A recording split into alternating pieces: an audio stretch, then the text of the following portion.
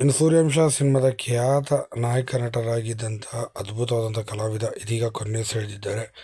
ಹಾಗಾದ್ರೆ ಯಾರಿದು ಸಂಬಳದ ಮಾಹಿತಿ ನಮಗೆ ಕೊಡ್ತೀನಿ. ಅದಕ್ಕೆ ಮುನ್ನ ಚಾನಲ್ ಸಬ್ಸ್ಕ್ರೈಬ್ ಮಾಡಿ. ಕೇವಲ ಸೂರ್ಯವಂಶ ಮಾತ್ರವಲ್ಲದೆ ಸ್ನೇಹಲೋಕ, ದಿಗ್ಗಜರು ಹೀಗೆ ಸಾಕಷ್ಟು ಸಿನಿಮಾಗಳಲ್ಲಿ ಅಭಿನಯಿಸಿ 1990ರಿಂದ ಕೂಡ 2010 ತನಕ ಸಿಕ್ಕಾಪಟ್ಟೆ ಆಕ್ಟಿವ್ ಆಗಿದ್ದಂಥ ಅದ್ಭುತವಾದಂಥ ಕಲಾವಿದ ಅಂತಂದರೆ ಅದು ನಮ್ಮ ಮೈಕಲ್ ಮಧುವರು ಈಗ ತೀವ್ರ ಹೃದಯಘಾತವಾಗಿ ಮಧ್ಯರಾತ್ರಿ 12:30 ಸುಮಾರಿನಲ್ಲಿ ಇದೀಗ ಕೊನೆ ಸೆಳೆದಿದ್ದಾರೆ ಎಂಬ ಮಾಹಿತಿ ಬರ್ತಿದೆ. ಜಯನಗರದ ಅವರು ಇರುವಂಥ ಮನೆಯಲ್ಲಿ ಸದ್ಯ ಕೊನೆ ಸೆಳೆದಿದ್ದಾರೆ. ಇಂದಿಗೂ ಕೂಡ ಅವರು ಬಾಡಿಗೆ ಮನೆಯಲ್ಲೇ ವಾಸವಾಗಿದ್ದರು.